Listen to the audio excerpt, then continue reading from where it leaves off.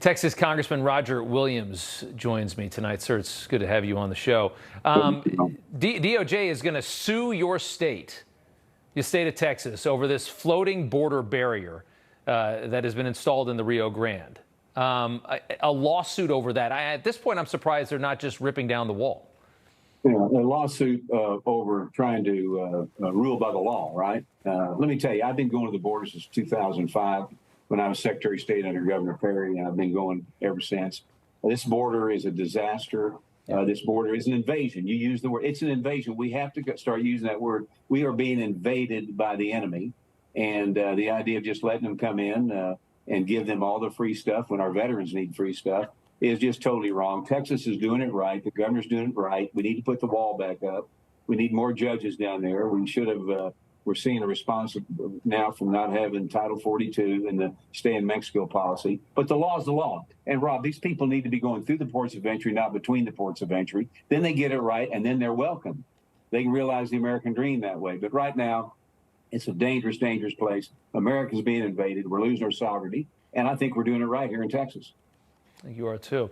Biden and Mayorkas implemented this parole plan. It's an app that illegal aliens can download before they get here, and it effectively puts them on parole, they claim, so they get a court date that they're supposed to come back for. And according to DHS, they finally admitted that more than 40% of the migrants never checked in at all, and of the rest, ICE failed to issue a notice to appear, the immigration summons in more than 2/3 of the cases. Now, I remember when Trump first made the claim that nobody's coming back for the court dates, and they called him a liar. The truth is, it's nearly half of the people are just saying, nah, I'm not coming back. I don't care what you say.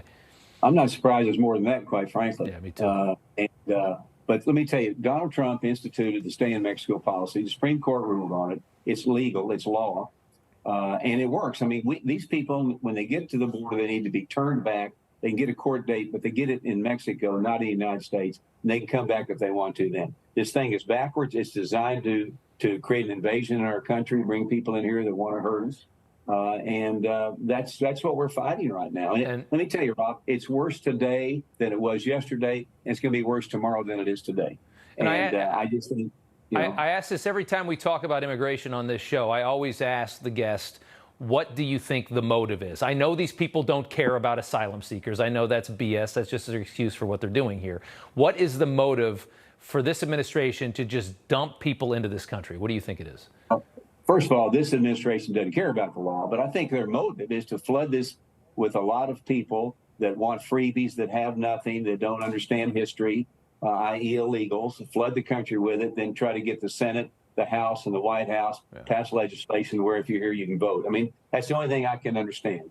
And the unbelievable thinking of that it goes in the face of the founding fathers of what this country's built is unbelievable. But that's the fight we're in. It's socialism, it's Marxism against capitalism, and that's why we as conservatives have to fight and stand and say enough is enough. And we do it through the ballot box, and that's why this election is going to become very, very important. But these people do not see America like we see it, Rob, and they want everybody benevolent to the government. And then what they'll do is they'll federalize the election system to where they draw voting lines in from Washington. Well, can you imagine voting lines in Washington for the state of Texas? Right. It'd be nuts. That's their MO. I believe you there. Congressman, thank you so much for coming on. We appreciate it. Always good to be with you. Thank you.